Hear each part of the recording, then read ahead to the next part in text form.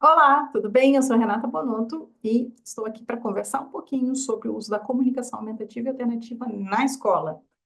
Então, eu tenho recebido algumas perguntas e estou tentando aqui conversar um pouco, trazer alguma orientação e alguma pista sobre algum caminho que possa ser interessante e útil para o contexto escolar, onde a gente sabe nós temos diferentes interações, a gente tem uma dinâmica muito mais acelerada e, enfim, outras perspectivas, né?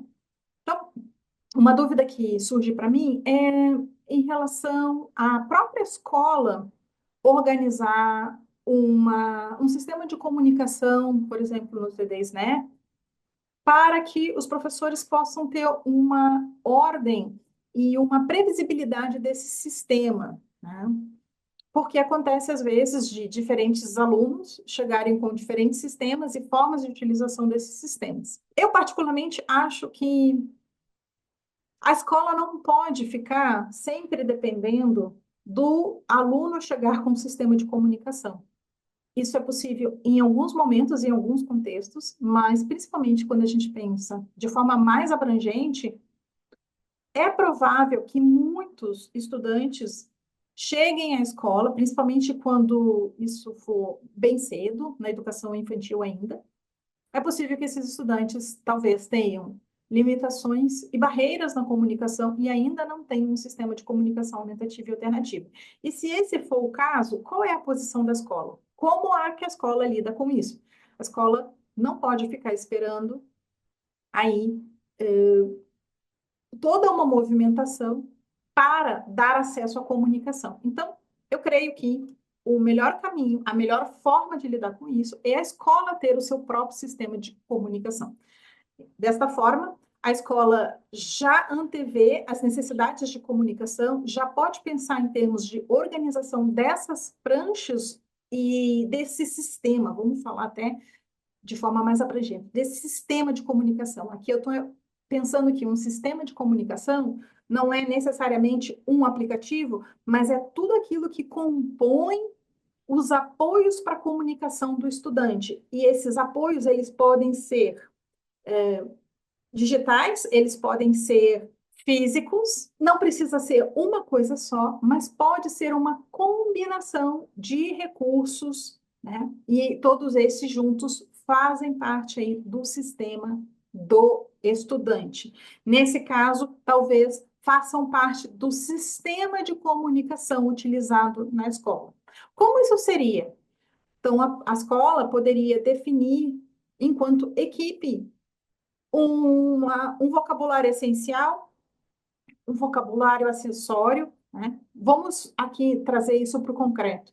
Vocabulário essencial é fácil a gente pensar eu, você, quero, coloca, pega, mais, aqui, lá. Então, essas palavras fazem parte do vocabulário essencial, mas a gente também pode ter vocabulário acessório. O que que seria importante na escola? A gente tem locais, então, refeitório, biblioteca, banheiro, quadra, ginásio, né? Praça ou parquinho. Então, como é que esses diferentes elementos eles já estão disponíveis, eles podem ser antecipados aí para o contexto da escola. Então, locais, a gente pode pensar também, né, se isso for fácil, uma prancha com os profissionais que trabalham na escola, a gente pode utilizar fotos ou não, ou a gente pode fazer com uso de símbolos, professor de matemática, professora de inglês, professor de educação física. Então, há nas bibliotecas de imagens, às vezes, uma previsão de símbolos para esses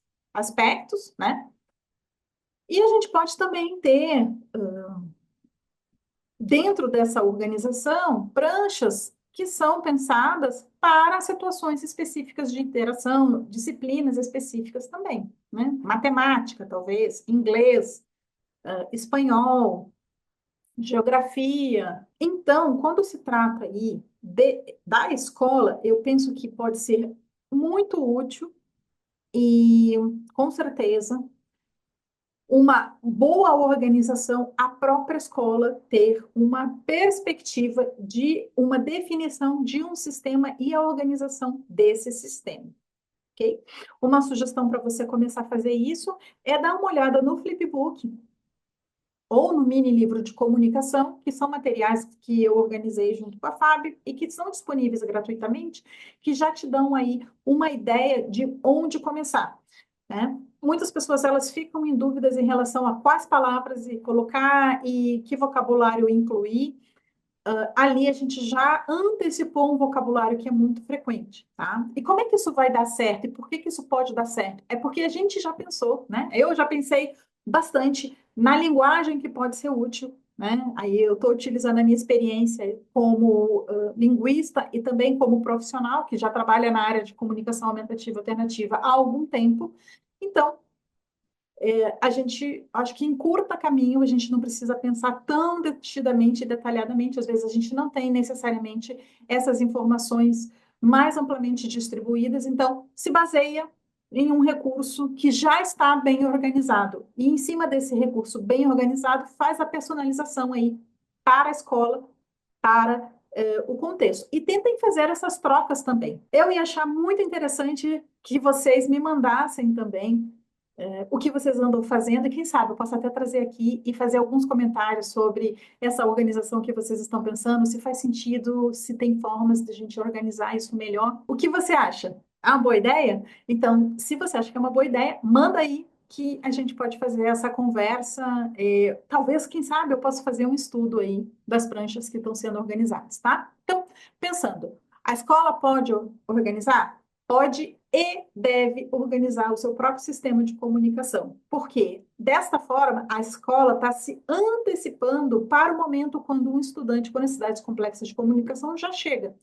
E se a escola já se antecipou para organizar o recurso, ela também pode se antecipar para estabelecer com os professores uma dinâmica de uso desse recurso. E também ela pode se antecipar com os professores em práticas e dinâmicas para que, quando esse aluno chegue, não seja novidade para o professor também o que fazer e como utilizar a comunicação aumentativa e alternativa. Porque, afinal, a escola já definiu um sistema e a própria escola talvez já tenha feito um treinamento junto com os professores ali sobre a utilização da comunicação aumentativa e alternativa na escola e também nas aulas específicas com professores especialistas. Já pensou? Que lindo isso, né? Eu acho que ia ser sensacional, tá?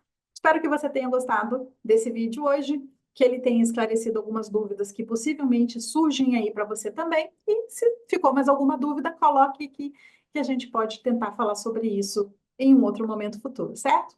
Obrigado por ter ficado até aqui. Espero que tenha feito sentido para você. Beijo e até a próxima.